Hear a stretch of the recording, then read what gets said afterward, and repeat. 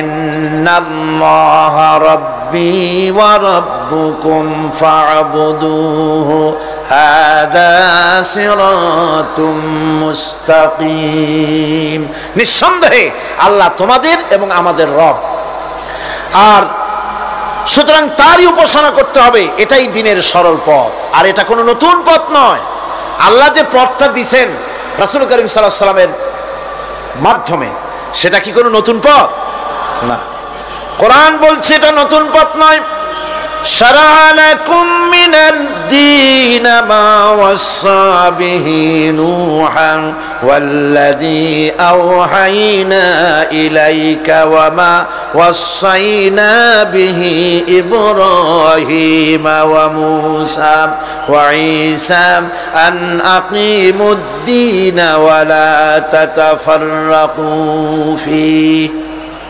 শারা'a লাকুম মিনাদ দীন, এই দিন তিনি তোমাদের জন্য সেই দিনই মনোনীত করেছেন যা হযরতে নূহ আলাইহিস সালাম এর উপরে তিনি ওসিয়ত করেছেন। যা ওসিয়ত করা হয়েছিল, নসিহত করা হয়েছিল হযরতে নূহ আলাইহিস সালামের প্রতি, তিনি মনোনীত করেছিলেন হযরত নূহ আলাইহিস সালামকে এই দ্বীনকে প্রচার করার জন্য। আর যার উপরে চলার জন্য হযরত ইব্রাহিম, হযরতে মূসা, হযরত ঈসাকে নির্দেশ করা হয়েছিল। তাদের সকলের শিক্ষাই ছিল একটা, যে আল্লাহ পাকের দ্বীনকে প্রতিষ্ঠা করো, আর এই ব্যাপারে কোন রকমই নিজেদের মধ্যে পার্থক্য, মত পার্থক্যের সৃষ্টি করো না। হযরত নূহ আলাইহিস সালামের জামানায় 40 দিনের বন্যা। এই বন্যার পরে জাহাজ যখন নেমে গেল, তখন তিনি মনে মনে ভাবলেন, আমি তো জোড়ায় জোড়ায় করে সমস্ত প্রাণীগুলি আর মানুষগুলি, কিছু কিছু মানুষ যারা ঈমান এনেছিল তাদের জাহাজে উঠায়, কিন্তু একটি বুড়ি আমার উপর ঈমান এনেছিল আর আমি তার ওয়াদা করেছিলাম সাথে করে নিয়ে যাব, আমি তো তার কথা ভুলে গিয়েছি। অনুশোচনা এলো। জাহাজ থেকে নেমে চতুর্দিকে লক্ষ্য করলেন, মানুষ নাই, জনপদ নাই, সব শেষ হয়ে গেছে। পাহাড় পর্বত কাত হয়ে পড়েছে, বিল্ডিং গুলি শেষ হয়ে গিয়েছে, কোন জনপদে কোনো প্রাণী নাই, প্রাণী বলতে কিছুই নাই। হঠাৎ দূরে দেখতেন একটা কুড়ে ঘরের মতো দেখা যায়। ভাবলেন এত বড় বন্যার ভিতরে কুড়ে ঘর কেমনে থাকলো? আস্তে করে হেঁটে গেলেন কুড়ে ঘরের কাছে। ভেতরে মানুষ আছে বলে মনে হলো। বাইরের থেকে প্রশ্ন করলেন, ভিতরে কে? জবাব এলো, আমি এই ঘরের মালিক, আমি এক বুড়ি বিধবা এক মহিলা, আপনি কে? তিনি বললেন, আমি হচ্ছি এই জামানার পয়গম্বর হযরত নূহ আলাইহিস সালাম।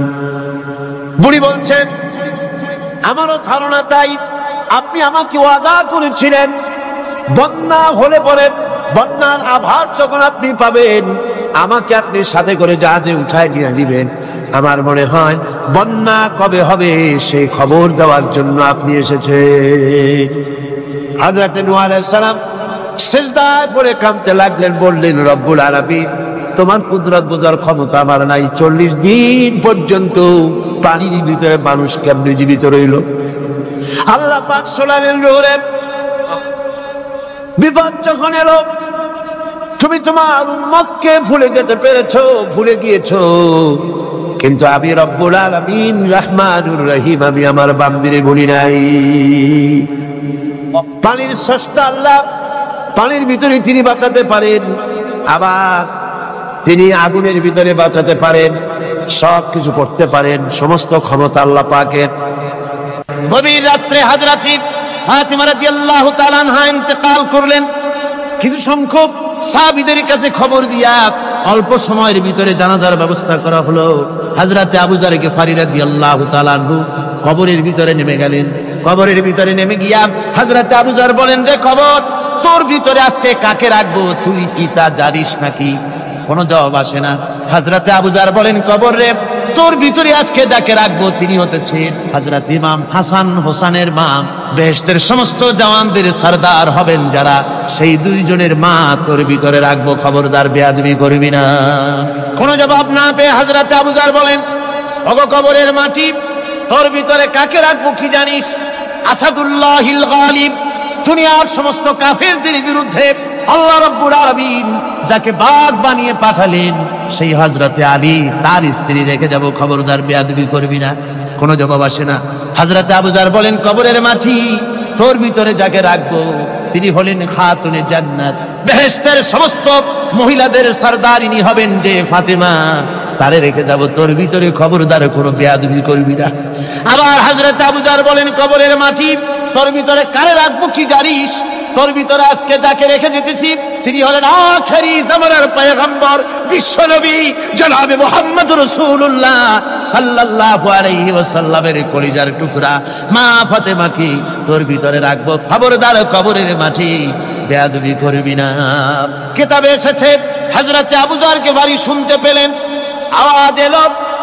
আওয়াজ এলো, কে যেন বলতেছে, রে আবু যর, আমি ফাতেমা কি চিনি না, হাসান হোসেনের মা কি চিনি না, আলীর স্ত্রী চিনি না, রাসূলের মেয়ে মা ফাতেমা কি চিনি না।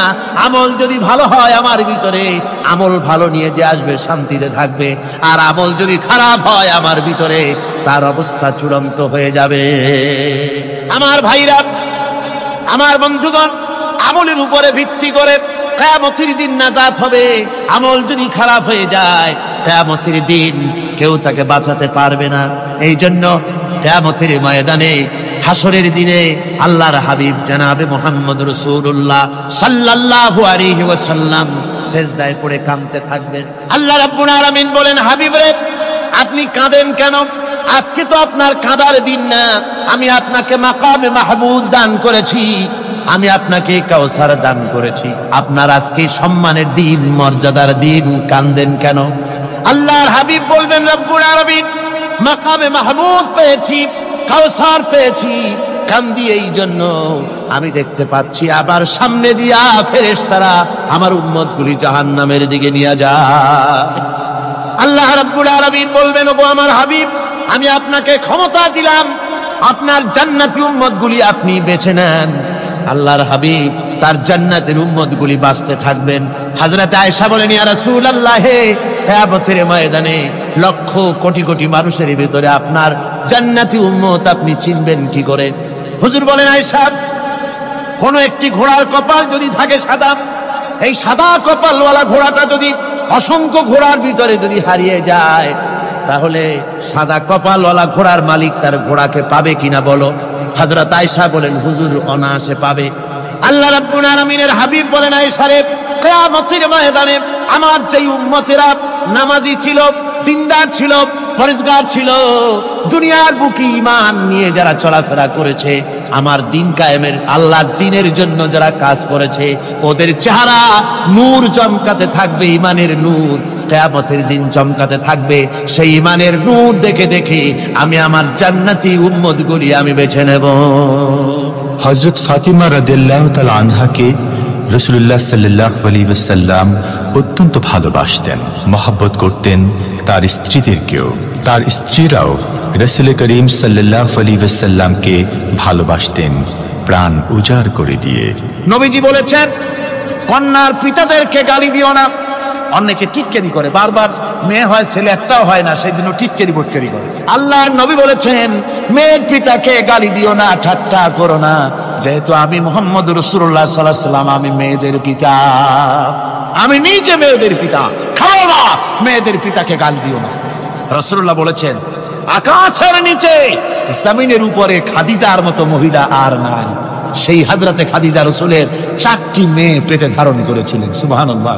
মেয়ের প্রতি রাসূলুল্লাহ যথেষ্ট মহব্বত করতেন, মেয়েকে খুব ভালোবাসতেন হুজুর সাল্লাল্লাহু আলাইহি ওয়াসাল্লাম। হুজুরের কলিজার টুকরা ছিলেন মা ফাতিমা রাদিয়াল্লাহু তাআলা আনহা। হুজুর যখন কোথাও যেতেন, সকলের শেষে দেখা করতেন ফাতেমার সঙ্গে, আর বিদেশ থেকে সফর করে এসে সকলের আগে দেখা করতেন ফাতেমার সঙ্গে। সুবহানাল্লাহ। রাসূলুল্লাহ আরো বলেছেন, তোমরা যখন বাজারে যাবে বা ব্যবসা করতে যাবে বা বিদেশে যাবে, আসার সময় যে সব হাদিয়া নিয়ে আসো। আমরা যখন বাইরে যাই, বাজারে যাই, কিছু হাদিয়া আনি না, জামা কাপড় চকলেট ইত্যাদি আমরা আনে থাকি। রাসূলুল্লাহ বলেছেন, হাদিয়াগুলি তোমরা যারা বিদেশে যাও, বাজারে যাও, হাদিয়া আনবে, আর এনে ঘরের মধ্যে ঢুকে তা শুরু করবে মেয়েকে দিয়ে। প্রথমে দেবে মেয়েকে। সুবহানাল্লাহ। মেয়ের মর্যাদা ইসলামে সব চাইতে বেশি। কোন যুগে? যে যুগে মেয়ে হলে পরেই মাটির নিচে ঘেরে রাখতো, আছাড় মেরে ফেলে দিত। বেআইনি যামবিন কুতিলা, কোন অপরাধে তাদেরকে হত্যা করা হবে। হলো আল্লাহ পাক কোরআনে কারীমের মধ্যে বলেছেন। তাদের অপরাধ আর কিছু না, তারা নারী, এই জন্য তাদেরকে মেরে ফেলা হতো। রাসূলুল্লাহ তাদের ইজ্জত দিলেন, সুবহানাল্লাহি ওয়া বিহামদিহি। রাসূলুল্লাহ সম্মান দিলেন, ইজ্জত দিলেন তাদের। কন্যা হিসাবে নারীর এই মর্যাদা। ফাতেমাকে রাসূল এত ভালোবাসতেন, ইন্তেকালের সময় হযরত ফাতেমা কাঁদতে কাঁদতে বেহুশ হয়ে যাওয়ার উপক্রম হয়ে গেল। রাসূলুল্লাহ হযরত ফাতেমাকে ইশারা দিলেন। হযরত ফাতেমা তার কান নিয়ে রাসূলুল্লাহর মুখের কাছে লাগায় দিলেন। আল্লাহ নবী কি যেন বললেন কানে কানে, হযরত ফাতেমার কান্না বন্ধ হয়ে গেল। হযরত আয়েশা বলেন, মা রাসূলুল্লাহ তোমার কানে কানে কি বললো আর তোমার কান্না বন্ধ হয়ে গেল? হযরত ফাতেমা বলেন, ইয়া আম্মা জান, আমার আব্বা আমার কানে কানে বললো, মা ফাতেমা তুই কাঁদিস না, তোর কান্না আমার বরদাস্ত হয় না, তোমাকে কাঁদতে হবে না। আমি তোমাকে সুসংবাদ দিয়ে যেতেছি, আমি মরে যাওয়ার পর সর্বপ্রথম তোমার সাথে আমার দেখা হবে। রাসূলুল্লাহর এই ভবিষ্যৎবাণী হযরত ফাতেমা বুঝতে পেরেছেন যে হুজুরের ইন্তেকালের পরে আমার বেশি দেরি হবে না, আমিও তাড়াতাড়ি হুজুরের সাথে শামিল হতে পারবো। হুজুরের ইন্তেকালের 6 মাস পরেই হযরত ফাতেমা রাদিয়াল্লাহু তাআলা আনহা ইন্তেকাল করেছেন। কন্যা হিসাবে নারীর মর্যাদা ইসলাম অনেক অনেক গুণে বাড়িয়ে দিয়েছে। এই কন্যা শিশু, কৈশোর, যৌবন পেরিয়ে যখন যৌবনে তার বিয়ে হয়ে যায়, আল্লাহ রাব্বুল আলামিন তখন বলেন, ওয়া মিন আয়াতিহি আন খালাকা লাকুম মিন আনফুসিকুম আজওয়াজান লিতাসকুনু ইলাইহা ওয়া জাআলা বাইনাকুম মাওয়াদ্দাতান ওয়া রাহমা। আল্লাহ পাক বলেন, আমার নিদর্শনের ভিতরে এটাও একটি নিদর্শন, আমি তোমাদের থেকে তোমাদের জোড়া তৈরি করেছি, তোমাদের স্ত্রীদেরকে তৈরি করেছি, তোমাদের সাথে তোমাদের স্ত্রীর ভালোবাসা সৃষ্টি করেছি, মহব্বত সৃষ্টি করেছি। এই মহব্বত আমি আল্লাহ তৈরি করেছি। আর যখন বুড়ো হয়ে যায় মানুষ, স্বামী স্ত্রী যখন বুড়ো আর বুড়ি হয়, তখন আর ভালোবাসা থাকে না, তখন ওই ভালোবাসা সহৃদয়তার করুণায় আমি আল্লাহ পরিণত করে দেই। বুড়ার জন্য তখন বুড়ি ছাড়া আর উপায় নাই, বুড়িরও আর বুড়া ছাড়া উপায় নাই। তখন ভালোবাসা কোনো বিশেষ কোনো অক্ষ নিয়ে ভালোবাসা নয়, তখন একের উপরে অন্য একদম নির্ভরশীল হয়ে পড়ে। আল্লাহ পাক বলেন, এই অবস্থা আমি আল্লাহ সৃষ্টি করে দেই। সুবহানাল্লাহি ওয়া বিহামদিহি। স্ত্রীকে রাসূলুল্লাহ কত ভালোবাসতেন। আল্লাহ নবী বলেছেন, আমার কাছে 3টা জিনিস প্রিয়, একটা হচ্ছে সুগন্ধি, একটা হচ্ছে নামাজ, আরেকটা হচ্ছে স্ত্রী। সুবহানাল্লাহ। স্ত্রী আমার কাছে প্রিয়। হুজুর বলেছেন, তোমাদের মধ্যে সেই ব্যক্তি উত্তম যে ব্যক্তি তার স্ত্রীর কাছে উত্তম। আমি আমার স্ত্রীদের কাছে উত্তম ব্যক্তি। সুবহানাল্লাহ। রাসূলুল্লাহ স্ত্রীকে কত ভালোবাসতেন। বিশ্বনবী রাজনৈতিক কর্মকাণ্ড চালাচ্ছেন, যুদ্ধের দামামা বাজতেছে, চতুর্দিকে কত অশান্তি, সবকিছু চলছে, স্ত্রীর হক আদায় করতে ভুলে যাননি। রাতের বেলায় হযরত আয়েশার বয়স কম, তাকে নিয়ে রাসূলুল্লাহ একটু সুযোগ পেয়েছেন, বলছেন, আয়েশা সব তো ঘুমিয়ে, চলো আমরা একটু দৌড়াই। ওই যে দূরে একটা জিনিস দেখা যায়, দৌড় দাও, দেখি কি আগে যায়। দুজনে দৌড় প্রতিযোগিতা করলেন। দৌড় প্রতিযোগিতায় হযরত আয়েশা ফার্স্ট হলেন, হুজুর পিছনে পড়ে গেলেন। হযরত আয়েশা খুব আনন্দ করলেন যে আপনি কিন্তু আমার সাথে দৌড়ে পারলেন। পরবর্তী কিছু কাল যাওয়ার পর হযরত আয়েশা বলেন, হুজুর আজকে আবার বললেন যে চলো আয়েশা একটু দৌড়াই। হযরত আয়েশা বলছেন যে সেদিনের তুলনায় আমার শরীর একটু, আমি মুটিয়ে গেছি, শরীরটি স্থূল হয়েছে, আমি আজকে দৌড়ালাম কিন্তু পারলাম না। রাসূল আগে চলে গেলেন, আমি হাঁপাতে হাঁপাতে যখন হুজুরের কাছে চলে গেছি, হুজুর তখন মুস্কি হেসে আমাকে বললেন, আয়েশা ওই সেই দিনের জবাব আজকে দিয়া দিলাম। সুবহানাল্লাহি বিহামদিহি, সুবহানাল্লাহি বিহামদিহি। বিশ্ব নবী কত বড় আদর্শ বিশ্ব মানবতার জন্য।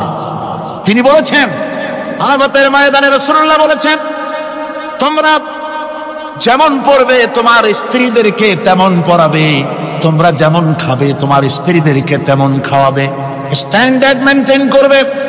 তুমি ভালো দামের কাপড় পরবে, স্ত্রীকে খারাপ দিবে তা নয়। অধিকার দুজনেরই সমান, স্বামী এবং স্ত্রী সমান অধিকার। কিন্তু আমরা তা বুঝতে পারি না, বুঝতে চাই না।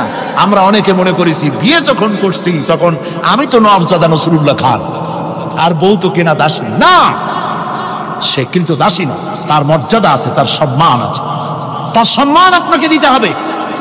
রাসূলুল্লাহ দিয়েছে, আপনাকেও দিতে হবে। রান্না বান্না হতে দেরি হয়, কত গালাগালি শুনতে হয় নারীকে।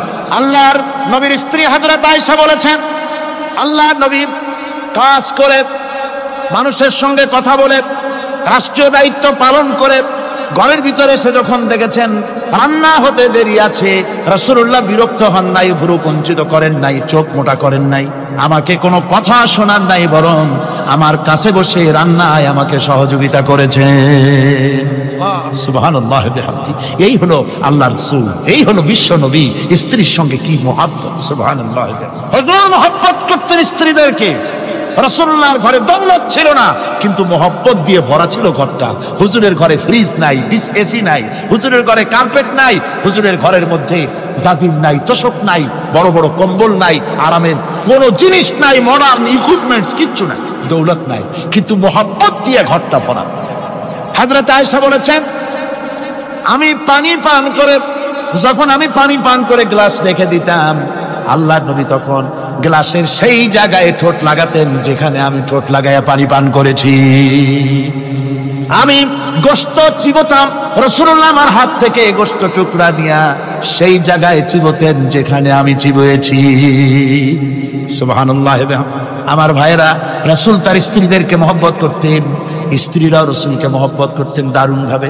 একবার হযরত আয়েশা সিদ্দিকা রাদিয়াল্লাহু তাআলা আনহা হুজুরকে গোসল করাতে ছিলেন, মাথার উপরে পানি ঢালতেছেন, হুজুর একটা চকির উপরে বা একটা তক্তার উপরে বসা আছেন। গোসলের পানির ভিতরে রাসূলুল্লাহ দেখতে পেলেন রক্তের মতো কি যেন প্রবাহিত হয়ে যাচ্ছে। হুজুর জিজ্ঞেস করেন, আয়েশা রে, পানির ভিতরে রক্তের মতো কি দেখা যায়? হযরত আয়েশা বলেন, হুজুর আপনি যখন বসেছিলেন অসতর্ক মুহূর্তে তক্তার নিচে আমার একটা আঙ্গুল পড়েছিল, পায়ে আঙ্গুলটা ফেটে বোধহয় রক্ত বেরোতেছে। রাসূলুল্লাহ তাড়াতাড়ি করে উঠলেন আর ওই আঙ্গুলকে ব্যান্ডেজ করে দিলেন।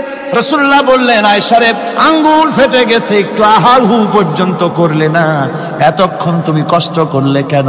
হযরত আয়েশা বলেন, ইয়া রাসূলুল্লাহ, ওটা তো একটা পায়ের আঙ্গুল। আয়েশার কলিজাটা ফেটে যদি রক্ত বেরোতো, রাসূলুল্লাহকে উঠতে বলতে আমি পারতাম না। কি মহব্বত রাসূলের সাথে! হযরত আয়েশা বলেন, হুজুর সাল্লাল্লাহু আলাইহি ওয়াসাল্লাম স্ত্রীদেরকে এত ভালোবাসতেন, আমাদের ঘরে গোশত টোস্ত তেমন রান্না বান্না খুব কম হতো। গোশত রান্না হবে কি, মাসের পর মাস চলে গেছে রাসূলের বাড়িতে, হুজুর স্ত্রীরা বলেছেন আমাদের ঘরে চুলে আগুন জ্বলে নাই, একটু শুকনা রুটি, একটু শুকনা খেজুর আর একটু পানি খেয়ে আমাদের জীবন চলেছে, এরকমের অবস্থা হয়েছে। তারপরে এই অবস্থা চলেছে, এর মধ্যে যদি কখন একটু গোশত আসছে, হুজুর যখন ছাগল ইত্যাদি ছাগল দুম্বা জবাও করেছেন, এই দুম্বার গোশত নিয়ে, ছাগলের গোশত নিয়ে রাসূলুল্লাহ নিজে বেরোতেন। হযরত খাদিজার বান্ধবী কোথায় আছে খুঁজে ওই বান্ধবীর কাছে গোশত পৌঁছে দিয়ে আসতে। হযরত আয়েশা বলেন, একদিন আমার ঘুম ভেঙে গেল, দেখি হুজুর আমার কাছে নাই, গেলেন কোথায়?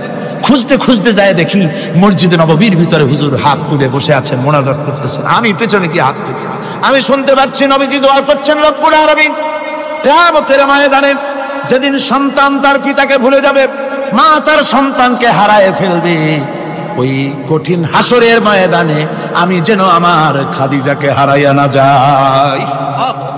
মুনাজাতের শেষে হযরত আয়েশা বলেন, ইয়া রাসূলুল্লাহ, খাদিজার কথা আপনার এত কেন বারবার মনে পড়ে? একটা বুড়িরে বিয়ে করেছিলেন 25 বছর বয়সের সময়, 40 বছর বুড়ি, তার কথা কেন এত মহব্বত আপনার মনে পড়ে? তার থেকে যুবতী মেয়ে, সুন্দরী মেয়েকে আপনার স্ত্রী হিসেবে আপনি পান নাই? হুজুর বলেন, আয়েশা রে, খাদিজা সম্পর্কে এমন কথা তুমি আর বলো না, তোমরা সবাই আমার সুখের দিনের স্ত্রী, আর খাদিজা আমার এমন সময় স্ত্রী ছিল যখন মক্কায় আমার আশ্রয় ছিল না, তামাম মক্কা নগরীতে আমার আশ্রয় ছিল না। খাদিজার সঞ্চিত সমস্ত ধনরাশি ইসলাম কবুল করার পর দুহাতে খাদিজা বিতরণ করে দিয়েছে। হযরত আয়েশা বলেন, হুজুর আমার গোস্তাকি মাফ করে দেন, আমি আর এরকম বলবো না, তবে খাদিজা সম্পর্কে আমার এই কিছু একটু শুনান। হুজুর বলেন, আয়েশা রে শোনো, গভীর রাত, যত রাত হোক না কেন, ইসলামের দাওয়াত দিয়ে দিয়ে গভীর রাত্রে আমি যখন বাসায় ফিরেছি, ঘরে এসেছি, দরজায় একটা মাত্র ডাক দিয়েছি, খাদিজা, অমনি দরজা খুলে গেছে।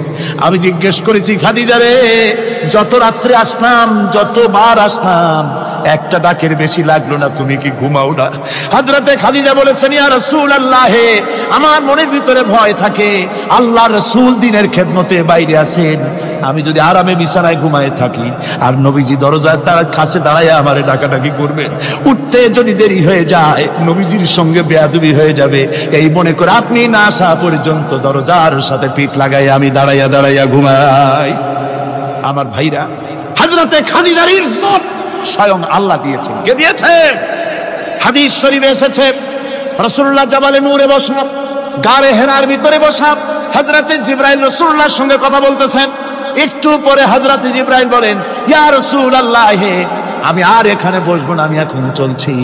আমি দেখতে পাচ্ছি খাদিজা আসতেছে আপনার জন্য খাবার নিয়ে। খাদিজা যখন আপনার কাছে পৌঁছে যাবে, আপনি খাদিজাকে শোনায় দিবেন আল্লাহ রাব্বুল আলামিন খাদিজাকে সালাম জানাইছে। সুবহানাল্লাহ।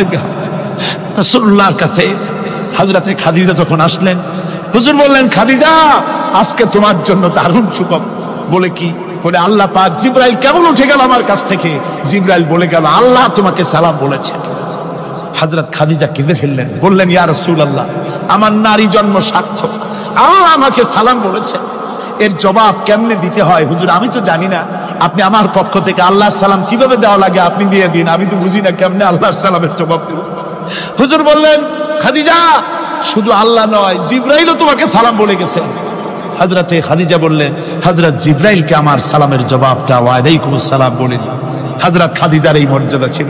আমার ভাইরা, রাসূল পাক সাল্লাল্লাহু আলাইহি ওয়াসাল্লাম এভাবে মহব্বত করেছেন স্ত্রীদেরকে। সুতরাং স্বামী স্ত্রীর মহব্বত আল্লাহ জান্নাতি নিয়ামত। কি নিয়ামত? যে ঘরের মধ্যে স্বামী স্ত্রীর মধ্যে মিল মহব্বত আছে, এটা বেহেশতের মতো। আর যেখানে মিল মহব্বত নাই, এটা জাহান্নামের মতো। ঠিক কি? সুতরাং মহব্বত করুন, বেশি বেশি স্যাক্রিফাইস করুন, বেশি বেশি স্যাক্রিফাইস। নারীদের ব্যাপারে বলা হয়েছে, পুরুষকে বলা হয়েছে অধিকার আদায় করো, সব ব্যাপারে সমান অধিকার। কিন্তু নারীকে একটা ব্যাপারে বলা হয়েছে, নারী শোনো, পুরুষের মর্যাদা তোমার চাইতে আল্লাহ রাব্বুল আলামিন বেশি দিয়েছেন। আর রিজালু কাওয়ামুনা আলান নিসা, নারীদের উপরে পুরুষের প্রাধান্য আল্লাহ পাক দান করেছেন। একজন সাহাবী বলেছিলেন, ইয়া রাসূলুল্লাহ, জংলি উট দেখলাম আপনার পায়ের উপরে সেজদায় পড়ে গেল, আপনি যদি আমাদেরকে অনুমতি দিতেন না, আপনাকে আমরা সেজদা করতাম। আল্লাহ নবী বললেন, মানুষ মানুষকে সেজদা করা, এ পারমিশন যদি আমি দিতাম, তাহলে দুনিয়ার সমস্ত স্ত্রীদেরকে বলতাম তারা যেন তাদের স্বামীকে সেজদা দেয়। স্বামীর মর্যাদা এখানে বেশি। সুতরাং অধিকার সমান, কোনো সন্দেহ নাই, কিন্তু স্বামীর একটা আলাদা মর্যাদা আছে, সেই সম্মানও তাকে দিতে হবে। এরপরে এই সমান অধিকারের ভিত্তিতে স্বামী স্ত্রী চলতে থাকে, মাঝখানে আল্লাহ পাক তাদেরকে সন্তান দান করেন। আল্লাহ তাদেরকে, নারীকে লেখাপড়ার অধিকার দিয়েছেন, ইসলাম তাকে লেখাপড়ার অধিকার দিয়েছে, শিক্ষার অধিকার দিয়েছে। হযরত আয়েশা সিদ্দিকা রাদিয়াল্লাহু তাআলা আনহা শিক্ষয়িত্রী ছিলেন, হাফেজা ছিলেন, হাদিসের হাফেজা ছিলেন, কোরআনের হাফেজা ছিলেন, হাজার হাজার সাহাবায়ে কেরামদের তিনি ওস্তাদ ছিলেন। সুবহানাল্লাহ। নারীদের ব্যাপারে অধিকাংশ মাসালা হযরত আয়েশা সিদ্দিকা রাদিয়াল্লাহু তাআলা আনহার অবদান। সুবহানাল্লাহ। নারী যুদ্ধ করেছে, যুদ্ধের ময়দানে নারীর অধিকার আছে। নারী চাকরি করতে পারবে, নারী ব্যবসা করতে পারবে, নারী লেখাপড়া করতে পারবে, নারী সেনাবাহিনীতে যেতে পারবে, নারী সব করতে পারবে, কিন্তু পর্দার মধ্যে। জনৈক সাহাবী ইসলাম গ্রহণ করার পরও রাসূলুল্লাহ সাল্লাল্লাহু আলাইহি ওয়াসাল্লামের কাছে অনুশোচনা করছিলেন তার কন্যা সন্তান নিজ হাতে হত্যা করার জন্য। আমাদের প্রিয় নবী এ কথা শুনে কেঁদে ফেললেন। একটা লোক গিয়ে কাঁদতেছিল মুসলমান হওয়ার পরও। হুজুর কয়, কান্দো কেন? ওই যে আমার গুনাহ কি মাফ হয়েছে? হুজুর বলেন, হ্যাঁ মাফ হয়ে গেছে। কলেমা পড়ছো, মাফ হয়ে গেছে। কয় যে হুজুর আমি তো মারাত্মক গুনাহ করছি। বলে কি? বলে আমার একটা মেয়ে, সেই মেয়েটাকে নিয়ে আমি ঘটনা লম্বা, আমি সংক্ষেপে বলতেছি। মেয়েটাকে ফাঁকি দিয়া তারে আমি মারবো, বুঝতে দেই নাই আমার বউরে। বললাম চলো বেড়াইতে যাই। মেয়েটা আমার সাথে সাজাই দিয়েছে, তার মা বেড়াতে নিয়ে যাবো এই কথা মনে করে। মেয়েটা কদ্দূর যায়, আবার আব্বা আব্বা বলে আমার দিকে ফিরে আসে, আবার পিছনে থাকে, আবার আব্বা আব্বা বলে জড়ায় ধরে। এইভাবে করতে করতে যখন নির্জন এলাকায় গেলাম, আমি পাহাড়ের পাশে গর্ত খোঁড়া আরম্ভ করলাম। গর্ত কুচি আর মাটি ছিটে এসে আমার দাড়িতে লাগে। বাচ্চা মেয়েটা আমার কাছে এসে দাড়ি দিয়ে ধুল ছাড়ায় দেয়। আব্বা তোমার দাড়িতে ধুল লাগতেছে, তুমি এই কষ্ট করতেছো কেন? মেয়ে তো বোঝে না যে আমি তার জন্য কবর খুঁজতেছি। কবরটা খোঁড়া হয়ে যাওয়ার পর মেয়েটারে বান্ধা শুরু করলাম। মেয়ে এখন কাঁদতেছে, বাবা আমার বান্ধব কেন? আমি তারে বাঁধা জোরে ওর মধ্যে নিক্ষেপ করে দিলাম। মেয়েটা গর্তের মধ্যে বসে চিৎকার করে বলছে, আব্বা তুমি আমারে বাঁচতে দাও, আমি তোমারে বাপ বলে সমাজে হ্যাঁ করবো না, আমি ভিক্ষা করে খাবো, আমার বেরো না। লোকটি বলছি, ইয়া রাসূলুল্লাহ, আমার মনে দরদ আসলো। আমি একটা পাথর উঁচু করে আমার মেয়ের বুক লক্ষ্য করে জোরে মেরে দিলাম। বুকটা ফেটে রক্ত ফিনকি দিয়ে উঠলো, আত্মের বুক থেকে আওয়াজ বেরোলাম,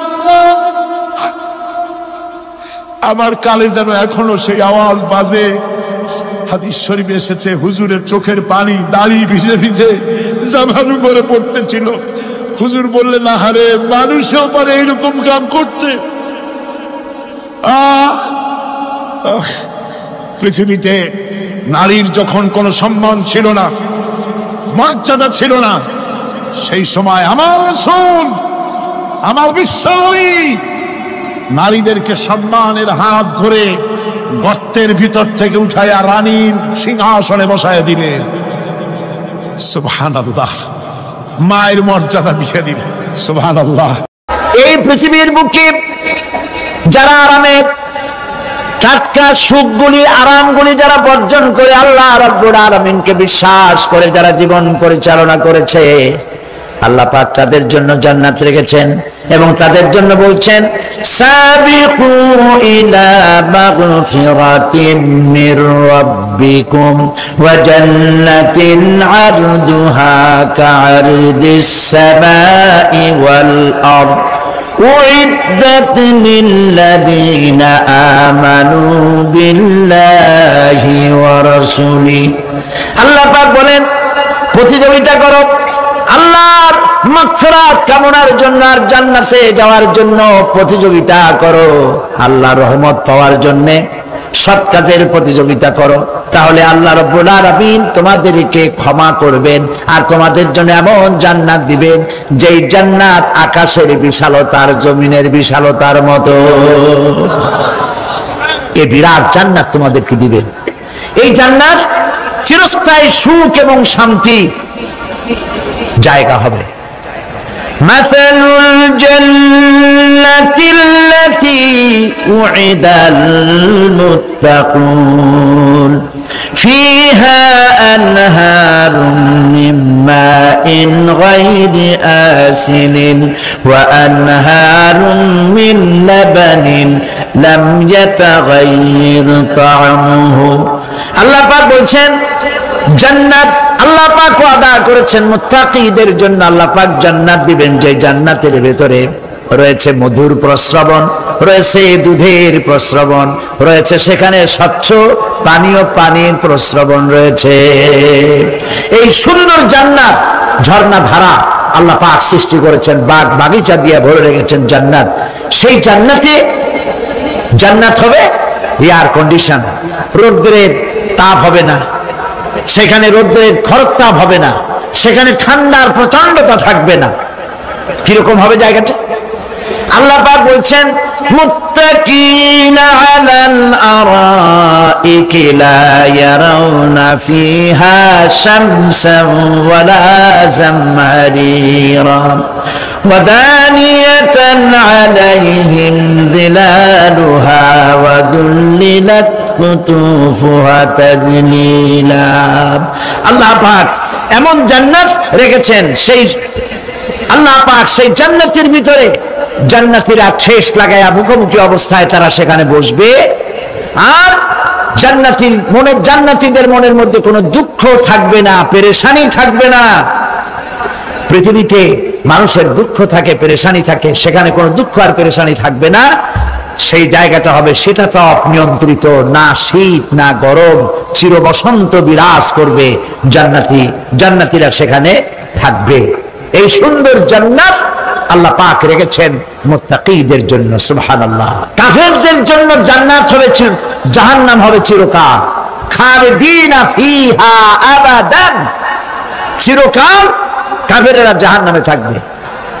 সর্বশেষ যে ব্যক্তি জাহান্নাম থেকে মুক্তি লাভ করবে তাকে আল্লাহ পাক বলবেন, ফেরেশতাদেরকে বলবেন, আমার ফেরেশতারা আমার এই বান্দাকে জান্নাত এবং জাহান্নামের মাঝখানে রেখে দাও। জান্নাত এবং জাহান্নামের মাঝখানে লোকটি যখন থাকার জায়গা পাবে, সে জান্নাতের দিকে তাকায়া দেখবে আর কাঁদতে থাকবে।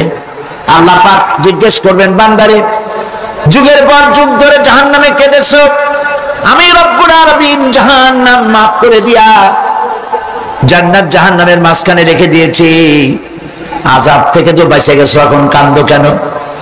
লোকটি বলবে রব্বুল আলামিন কান্দি এই কারণে, জাহান্নাম থেকে মাফ করেছো, তোমার শুকরিয়া আদায় করি।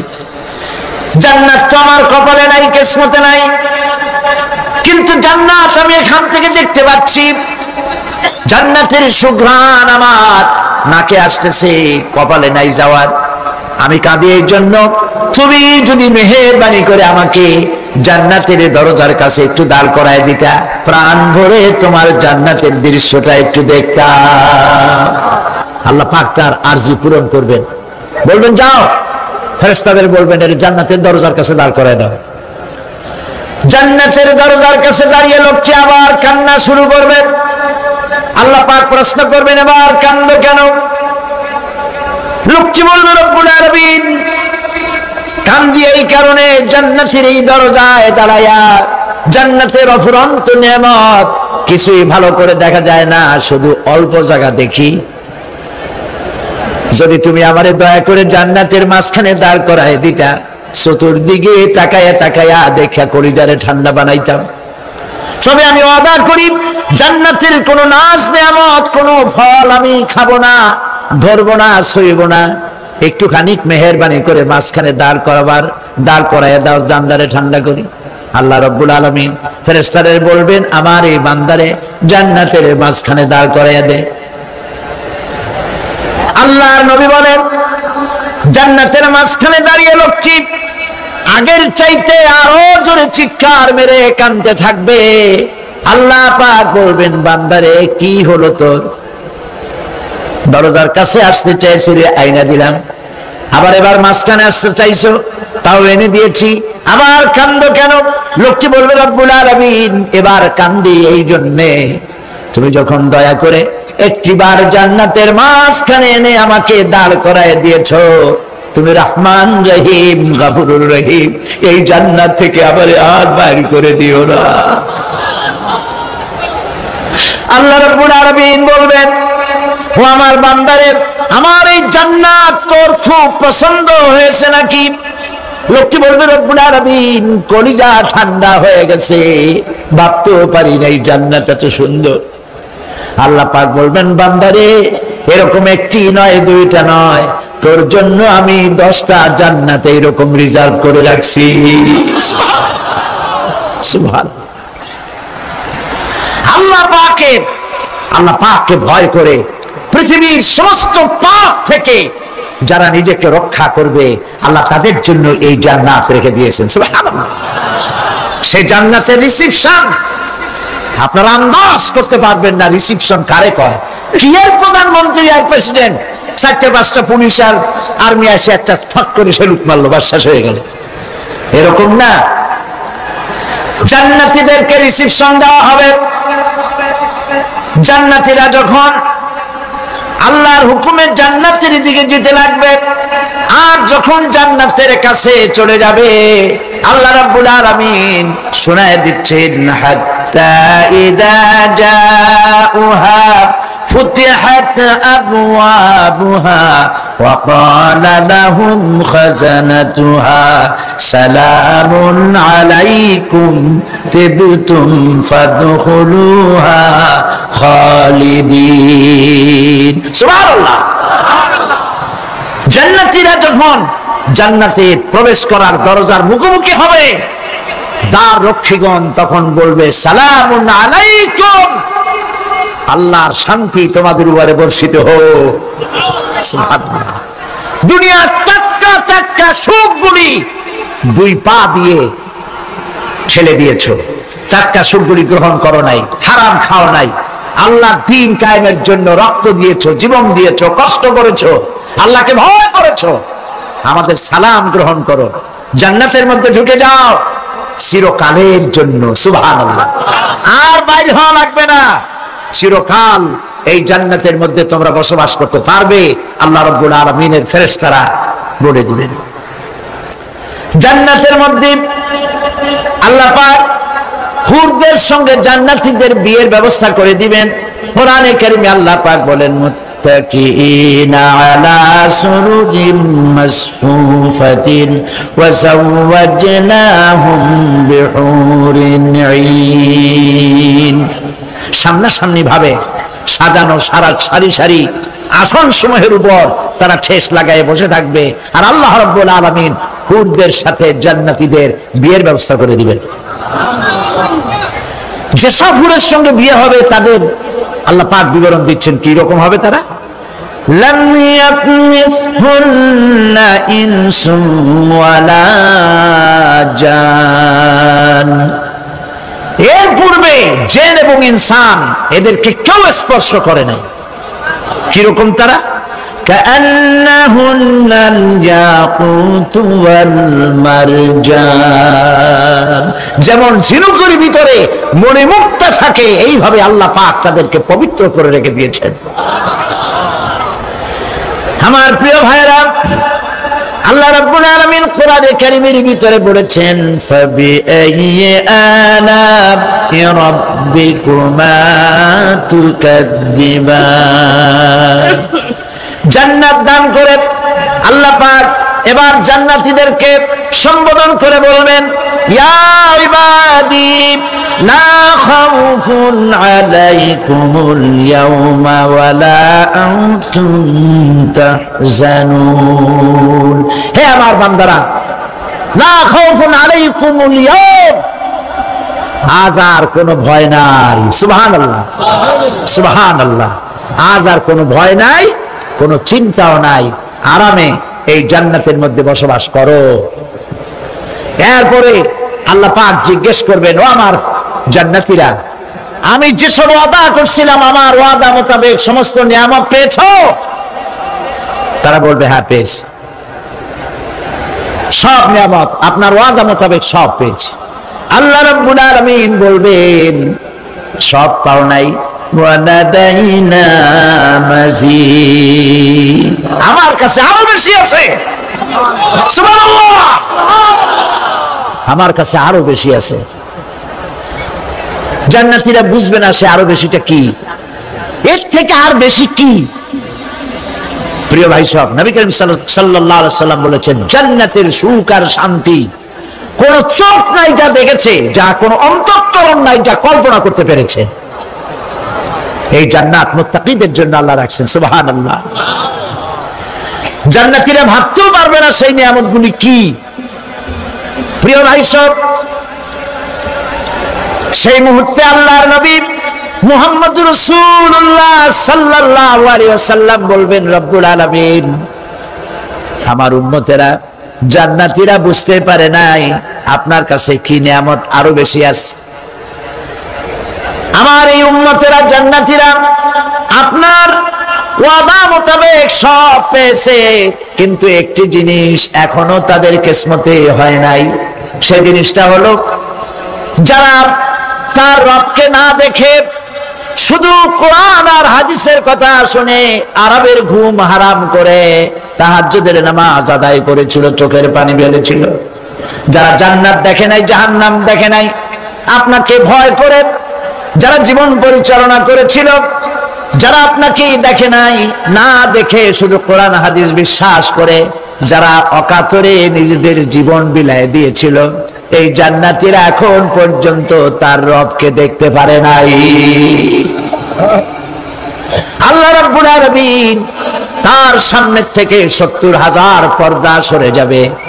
আল্লাহ পাক বান্দাদের আরজি পুরা করার জন্য জান্নাতীদের সামনে তিনি জালোয়া ফরজ হবে। কোরআন শরীফের ভিতরে আল্লাহ পাক বলেন জান্নাতীরা তারা আল্লাহর দিকে, জান্নাতীরা তার রবের দিকে তাকিয়ে থাকবে, আর রব তার বান্দাদের দিকে তাকায়া থাকবে।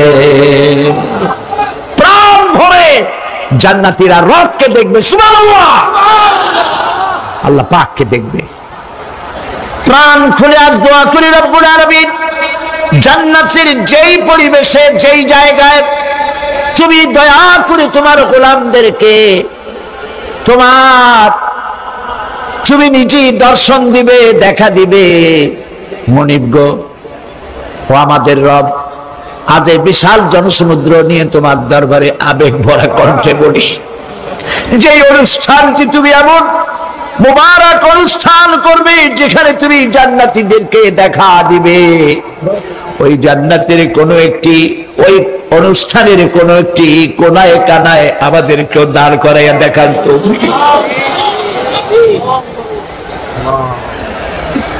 প্রিয় ভাই সব, আল্লাহ রাব্বুল আলামিন মানুষের সামনে এত সব নিয়ামত রেখেছেন, এই জান্নাত দান করবেন। এরপরে আল্লাহ রাব্বুল আলামিন কোরআনে কারীমের মধ্যে বলেছেন, রব্বিস সামাওয়াতি ওয়াল আরদি ওয়া মা বাইনাহুমার রাহমানি লা ইয়ামলিকুনা মিনহু খিতাবা। এই সব পুরস্কার রয়েছে তোমাদের সেই রবের পক্ষ থেকে যিনি আকাশ আর জমিনের মালিক। সুবহানাল্লাহ বলবেন না? যার সামনে কথা বলার ক্ষমতা কারো হবে না। এটি একটি মারাত্মক কথা। কিয়ামতের দিন আল্লাহর দরবারে কেউ কথা বলতে পারবে না আল্লাহর নির্দেশ ছাড়া। একটি আকীদা পরিষ্কার করে নিয়ে যান আপনাদের।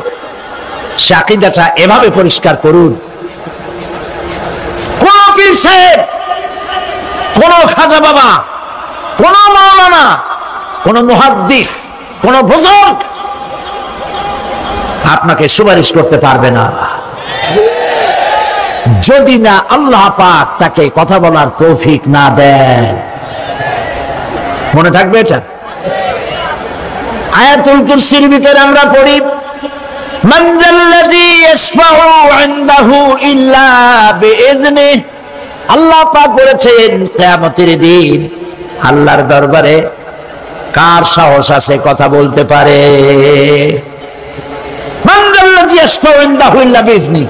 আল্লাহর ওয়াদা ছাড়া, হুকুম ছাড়া আল্লাহর সামনে কথা বলার সেদিন কেউ থাকবে না। সুবহানাল্লাহ। কেউ কথা বলতে পারবে না। সুপারিশ করতে হবে আল্লাহ যারে বলেন তুমি করো, অমুকের জন্য করো, সেই ব্যক্তি শুধু তার জন্যই করতে পারবে, আর কেউ কথা বলতে পারবে না। সেই কঠিন হাসরের ময়দান, যেদিন শুধুমাত্র আল্লাহ পাক কথা বলবেন, আর যারে বলতে বলবেন সেই কেবলমাত্র বলতে পারবে। সুপারিশ এটি আল্লাহ পাক কিয়ামতে পারমিশন দিলে বলা যাবে। হযরত ইব্রাহিম আলাইহিস সালাম কিয়ামতের দিন তার নিজের পিতা সম্পর্কে সুপারিশ করবেন। রব্বুল আলামিন, আমার আব্বার জন্য সুপারিশ করতেছি, মেহেরবানি করে জাহান্নাম থেকে তারে আপনি রক্ষা করুন। আল্লাহ রব্বুল আলামিন বলবেন, ইব্রাহিম তোমার সুপারিশ মঞ্জুর হবে না। প্রিয় ভাই সব, একটু মাথা খাটান, চিন্তা করেন। জাতির পিতা কে? জাতির পিতা চিল্লায় বলুন, কলিজা সাফ করে ফেলুন। মুসলমানদের জাতির পিতা হাফিজ আবি কেউ হতে পারে না।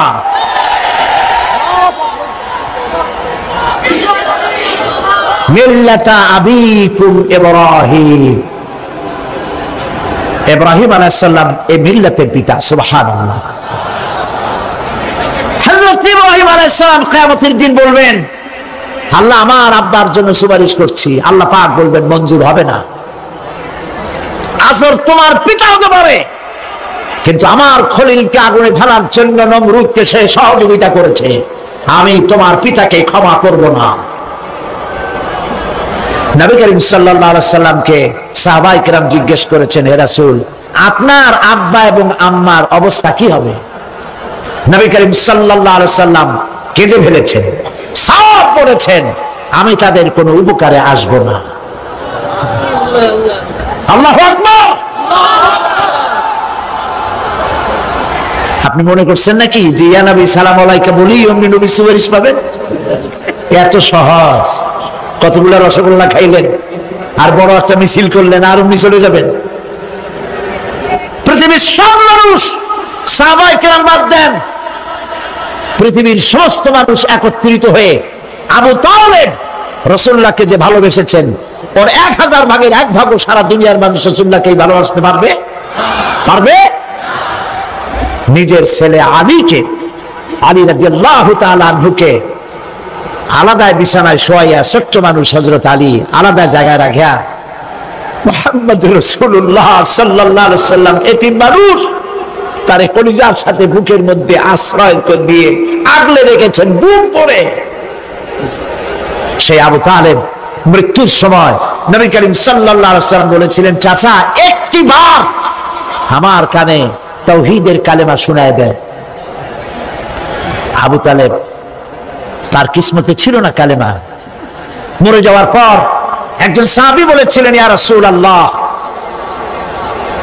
মৃত্যুর সময় আবু তালেবের মুখ আমি নড়তে দেখেছি, তিনি কালেমা পড়েছেন সম্ভবত। রাসূলুল্লাহ সাহেব বলেছেন, আমি শুনি নাই। এত ভালোবাসার পরেও হাদিস শরীফে এসেছে আবু তালেব জাহান্নামে যাবে। কোথায় যাবে? জাহান্নামে। সবচাইতে কম আযাব হবে কার? আবু তালেবের। কম আযাবটা কি?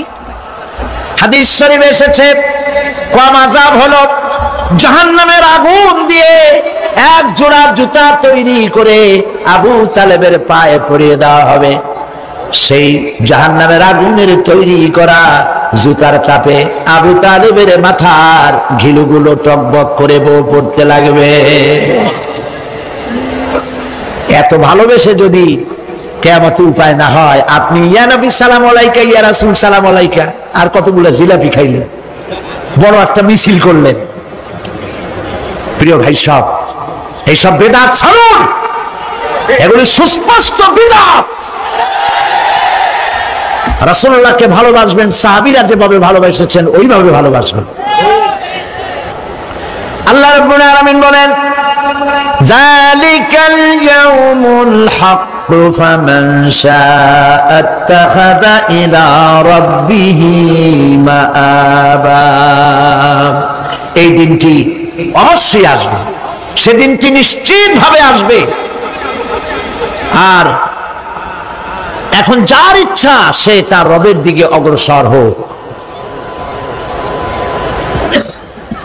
ইন্না আনজারনাকুম আযাবান করিবান ইয়াওমা ইয়ানজুরুল মার'ু মা কদ্দামাত ইয়াদাহু ওয়া ইয়াকুলুল কাফিরু ইয়া লাইতানি কুনতু তুরাবা। ইন্না আনজারনাকুম আযাবান করিবা, খুব নিকটবর্তী একটি আযাব সম্পর্কে আমি তোমাদেরকে সতর্ক করে দিলাম। কে বলতেছেন? আল্লাহ পাক। লক্ষ্য করুন আল্লাহ কি বলছেন, খুব নিকটবর্তী একটি কঠিন শাস্তি আযাব অর্থাৎ কিয়ামত, এ সম্পর্কে আমি তোমাদেরকে সতর্ক করে দিলাম। ইয়াউমা ইয়ানজুরুল মার'ু মা কদ্দামাত ইয়াদা, সেদিন প্রত্যেকটি লোক যা সে পাঠিয়ে দিয়েছিল এখানে, অর্থাৎ যা করেছিল সেগুলি সে দেখতে পাবে। আর তখন ওয়ায়াকুলুল কাফিরু ইয়া লাইতানি কুনতু তুরাবা। সেই কিয়ামতের ময়দানে অবস্থা দেখে কাফেররা বলবে, আহারে মানুষ না হইয়া যদি মাটি হইয়া যেতাম, যদি মাটি হতাম, যদি মানুষ না হয়ে না জন্মাতাম, আজ এই হাসরের ময়দানে এইখানে এই বিচারের মুখোমুখি হতাম না, মাটি হইলে বরং অনেক ভালো হতো। এই পৃথিবীতে আমরা এসেছি, চলে যাব, যাওয়ার আগে এই কোরআন একটি বিশাল জনগোষ্ঠী এমন বানাতে চেয়েছে যে জনগোষ্ঠী এই কোরআন দিয়ে একটি বিশাল সমাজ গড়বে, রাষ্ট্র গড়বে, এমন রাষ্ট্র গড়বে যেই রাষ্ট্রে দুঃখ থাকবে না, অশান্তি থাকবে না, যেখানে সুখ থাকবে, সমৃদ্ধি থাকবে, আর কিয়ামতের দিন আল্লাহর জান্নাতে তারা চলে যাবে। তেমন একটি সমাজকে আমরা চাই। সবাই বলেন, সেরকম একটি সমাজকে আমরা চাই। প্রিয় ভাই সব, কিয়ামতের দিন আমরা যেতে চাই জান্নাতে। কোথায় যেতে চাই বলেন? জোরে বলেন। এই জান্নাতে যাওয়ার জন্য দুইটা কাজ করতে হবে। কয়টা কাজ? আল্লাহ রাব্বুল আলামিন বলেন, ফামান কানা ইয়ারজু লিকাআ রাব্বিহি ফালইআমাল আমালান সালিহান ওয়া লা ইউশরিক বিইবাদাতি রাব্বিহি আহাদা। আল্লাহ পাক বলেন, যে বা যারা আমার সঙ্গে দেখা করতে চায় কিয়ামতে, দুইটা কাজ করা লাগবে। বলেন কয়টা কাজ? একটা হলো নেক আমল। কি আমল বলেন? নেক আমল। নেক আমল কারে বলে? নেক আমল করতে হলে আবার দুইটা শর্ত লাগে। এক নম্বরে কাজটা করতে হবে আল্লাহরে খুশি করার জন্য। কারে খুশি করার জন্য? একটা মাদ্রাসা বানাইছি যাতে লোকেরা বলে যে বড় একটা মাদ্রাসা বানাইছেন, এই জন্য মাদ্রাসা বানাবেন, মসজিদ বানাবেন, হসপিটাল বানাবেন, যা কিছু করেন নিয়ত হবে আল্লাহকে খুশি করা। নিয়ত হবে কারে খুশি করা? আল্লাহ পাককে খুশি করা। এই হলো নেক আমলের প্রথম শর্ত, কাজ হবে আল্লাহকে খুশি করার জন্য। দুই নম্বরে কাজটি হতে হবে সুন্নতে নববী সাল্লাল্লাহু আলাইহি ওয়াসাল্লামের উপরে। মনে রাখবে, দাড়ি রাখবো কেন রাখবো? রাসূলের সুন্নাত। রাখবো কারে খুশি করার জন্য? আল্লাহ খুশি করার জন্য। রাখবো কার মতো? রবীন্দ্রনাথের মতো, কার্ল মার্কসের মতো, কবির মতো নয়। রাখতে হবে কার মতো? নবীর মতো। বুঝে নেন, কাজটা হতে হবে আল্লাহকে খুশি করার জন্য। দুই নম্বরে কাজটা হতে হবে সুন্নতে নববী সাল্লাল্লাহু আলাইহি ওয়াসাল্লামের উপরে হতে হবে। তাহলে এই হলো এক নম্বর। জান্নাতে যাওয়ার জন্য, আল্লাহর সাথে দেখা করার জন্য এক নম্বরের কাজ হলো নেক আমল। বলেন এক নম্বরের কাজ কি? দুই নম্বরের কাজ ওয়ালা ইউশরিক বিইবাদাতি রাব্বিহি আহাদা। আল্লাহ রাব্বুল আলামিনের ইবাদতের সাথে কাউকে শরীক স্থাপন করা যাবে না। আমরা যারা মুসলমান, অধিকাংশ মুসলমান শিরকের ভিতরে মুবতালা হয়ে আছে। বিশ্বাস করেন কিনা বলেন? কাফেরেরা তো মুশরিক আছেই, ওরা তো মুশরিক আছেই, কিন্তু আমরা মুসলমানেরা আমাদের আমলের মধ্যে, আমাদের অজান্তে সবের নিয়তে অনেক শিরক আমরা করে বসি। নাউজুবিল্লাহ। বলেন নাউজুবিল্লাহ। এই জন্য আমি বারবার সতর্ক করি, নিজেকেও করি, আপনাদেরকেও করি। এই কারণে করি, শিরকের গুনাহ আল্লাহ মাফ করবেন না। ইন্না শিরকা লাযুলমুন আযীম। শিরক মস্ত বড় অপরাধ, জুলম, আল্লাহ মাফ করবেন না। আল্লাহর কাছে কাঁদে কাঁদে মাপ চাওয়া লাগবে যে আল্লাহ শিরক থেকে আমাকে রক্ষা করো, বাঁচাও। অনেক গোপন শিরক আছে। মাজারে যান, পীর সাহেবের কাছে যান, মনে যদি নিয়ত থাকে উনি ফু দিলে আমি ভালো হবই, উনি তাবিজ দিলে আমার বাচ্চা হবেই, উনি আমারে দয়া করলেই আমার ব্যবসায় উন্নতি হবেই, এইটার নাম শিরক। এটার নাম কি? ওয়াইজা সাআলতা ফাসআলিল্লাহ ওয়াইজা ইসতাআনতা ফাসতাইন বিল্লাহ। যা বলার আল্লাহরে বলো, আর যা চাওয়ার কার কাছে চাও? চিল্লায় বলেন। কলিজাটাকে পরিষ্কার করে দেন আজকের মাহফিলে। এই কলিজায় কারো প্রতি কোনো ভয় রাখবো না আল্লাহ ছাড়া। ভয় করবো কারে বলেন? মহব্বত আল্লাহ ছাড়া, এত বেশি মহব্বত আর কাউকে করবো না। আল্লাহ তাআলা আমাদের কলিজায় তোমার ভয় এবং মহব্বত দিয়ে ভরে দাও। রাসূলের মহব্বত দিয়ে আমাদের দিলকে ভরে দাও। বিশ্বাস করুন ভাই সাহেব, কোরআন শরীফ আমার সামনে, বিশ্বাস করুন। দেশি পীর, বিদেশি পীর, খাজা বাবা দেশি এবং বিদেশি, কেউ আপনার ভাগ্য বদলাই দিতে পারবে না। এই পিছনে দৌড়ায় দৌড়ায় কোনো লাভ নয়। এতক্ষণ মসজিদের ভেতরে বসে আল্লাহর কাছে কাঁদেন। ওয়াকালা রাব্বুকুম উদউনি আস্তাজিব লাকুম। তোমার রব বলেছে আমারে ডাকো, আমি ডাকের সাড়া দিয়ে দেব। সুবহানাল্লাহ। আর আল্লাহ বলেছেন আমার ইবাদতের সাথে কাউকে শরীক করবে না। খবরদার। আলাইসাল্লাহু বিকাফিন আবদা। আল্লাহ প্রশ্ন করছেন, আলাইসাল্লাহু বিকাফিন আবদা, আমি কি আমার বান্দার জন্য যথেষ্ট নই? চিল্লায় বলুন অবশ্যই যথেষ্ট। আবার বলেন অবশ্যই যথেষ্ট। কলিজা সাফ করে ফেলেন। সম্রাট শাহজাহান, দিল্লির সম্রাট, হাবিজাবি সম্রাট না, দিল্লির সম্রাট। এখন কোথায়? কবরের মধ্যে। কবি বলতেছেন শাহনে জাহাं को जिन्हें फक्र से देते थे बाज, शाहने जहां को जिन्हें फक्र से देते थे बाज, वाज कब्र में है सूरह अलहम्दु की मोहताज।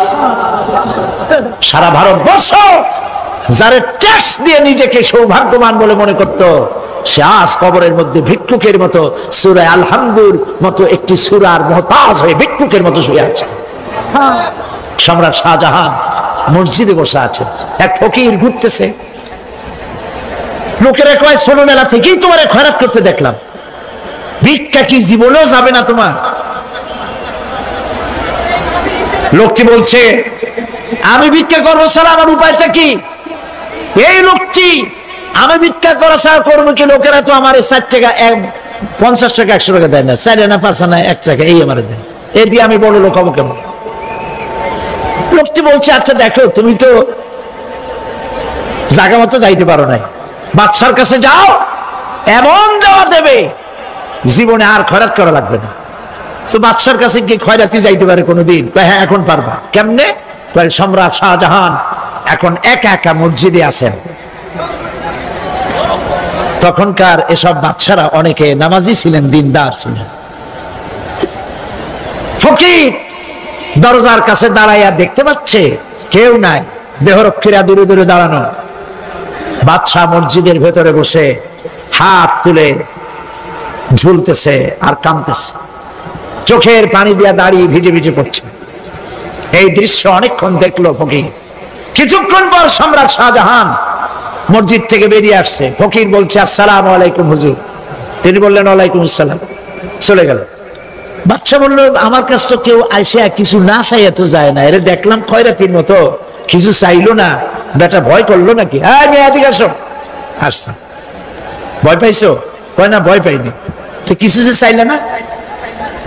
ফকির বলছে জাহাপানা সত্যিই কিছু চাইতে আসছিলাম, তারপর চাইলে না কেন? ফকির বলছে জাহাপানা সারা জীবন ভিক্ষা করেছি, আর আজ দিল্লির সম্রাটের কাছে বেশি পাওয়ার লোভে এসেছি না, কিন্তু আপনার দশা দেখা আমার জ্ঞানের চোখ খুলে গেছে। আমি লক্ষ্য করে দেখলাম আমি সম্রাটের কাছে চাইতে এসেছি, হাত তুলি নাই, বিনয় প্রকাশ করি নাই, চোখের পানি ফেলি নাই, কিন্তু লক্ষ্য করে দেখলাম দিল্লির সম্রাট আমার চাইতেও বড় ভিক্ষুকের মতো। আবার কোন সম্রাটের কাছে হাত তুলে কান্দে? আমার জ্ঞানের চোখ খুলে গিয়েছে, আমি বুঝতে পেরেছি সম্রাট কান্দে যেই সম্রাটের কাছে, তারে ছাড়া আর কারো কাছে জীবনে চাইব না। এই কথাই সূরা ফাতিহায় প্রত্যেক দিন পড়ি, বুঝি না কি পড়ি। ইয়াকা না'বুদু ওয়া ইয়াকা নাস্তাঈন। আয় আল্লাহ, একমাত্র তোমার গোলামি করি আর তোমার কাছে সাহায্য চাই, তুমি ছাড়া কারো কাছে সাহায্য চাই না। কলিজা সাফ করুন। কোন মরা পীর, কোন জিন্দা পীর আপনার মনের আশা পুরা করতে পারবে না, পারবে না, পারবে না।